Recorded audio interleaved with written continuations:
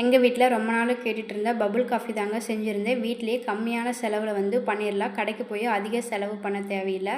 இந்த ரெசிபி மாவு ஜவ்வரிசியில் தான் செய்ய முடியும். அதனால் 1 கப் மாவு ஜவ்வரிசி எடுத்து நல்லா அரைச்சி எடுத்துக்கலாம். ரொம்ப நைஸாக அரைக்க முடியாது, அதனால் ஜலிச்சு எடுத்துக்கலாம். 2-3 டைம் அரைச்சி ஜலிச்சு எடுத்துக்கோங்க.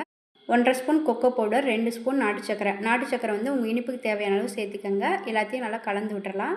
ரொம்ப சூடான தண்ணி ஊற்றக்கூடாது. வெதுவெதுப்பான தண்ணியில் கொஞ்சம் கொஞ்சமாக ஊற்றி சப்பாத்தி மாவு பதத்துக்கு நம்ம பிசைஞ்சு எடுத்துடலாம். இப்போ இதை சின்ன சின்ன உருண்டைகளாக உருட்டி எடுக்கணும். எப்போ ஃப்ரீ டைம் கிடைக்குதோ அந்த டைமில் இந்த மாதிரி உருட்டி எடுத்து வச்சிட்டிங்கன்னா நம்ம எப்போ பபுள் காஃபி ரெடி பண்ணணுமோ அப்போ ரெடி பண்ணிக்கலாம். லைட்டாக கார்ன்ஃப்ளவர் தூவி விட்டால் ஒட்டாமல் இருக்கும்.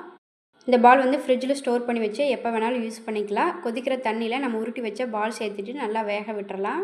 ஒரு 5 நிமிஷம் வேக விட்டிங்கனாவே நல்லாவே வெந்துடும். வடிகட்டி தனியாக எடுத்து வச்சுக்கலாம். இப்போ ஒரு கடாயில் தேவையான அளவு நாட்டு சக்கரை, இன்ஸ்டன்ட் காஃபி தூள் சேர்த்துக்கலாம். லைட்டாக தண்ணி ஊற்றிட்டு கலந்து விட்டுருங்க. ரொம்ப தண்ணி சேர்க்க வேண்டாம். இப்போ வேக வச்சுருக்க உருண்டைகளை போட்டு ஒரு 2 நிமிஷம் போல் கிளறி விட்டால் போதும். தண்ணியெல்லாம் ட்ரை ஆனதும் அடுப்பு ஆஃப் பண்ணிடுங்க. அதில் அப்படியே ஊறட்டும். காஃபி பேஸ் ரெடி பண்ணிக்கலாம். அதுக்கு தேவையான நாட்டு சக்கரை, இன்ஸ்டன்ட் காஃபி தூள், காய்ச்சி ஆற வச்சா பால் சேர்த்துட்டு நல்லா மிக்சியில் அரைச்சி எடுத்துக்கலாம். பால் கூலிங்காகவும் சேர்த்திக்கலாம்.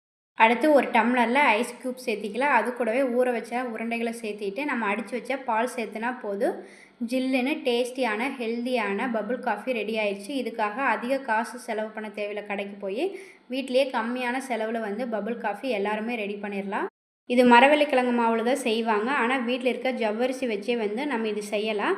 ஃப்ரீ டைமில் அந்த பால் ரெடி பண்ணி வச்சு ஃப்ரிட்ஜில் ஸ்டோர் பண்ணி வச்சுக்கிட்டோம்னா எப்போ தேவைப்படுதோ அப்போ பபுள் காஃபி ரெடி பண்ணிக்கலாங்க. குயிக்காக செஞ்சிடலாம். நீங்களும் ட்ரை பண்ணி பாருங்கள். பிடிச்சிருந்தா நம்ம சேனலை சப்ஸ்கிரைப் பண்ணி சப்போர்ட் பண்ணுங்கள். Thank you friends.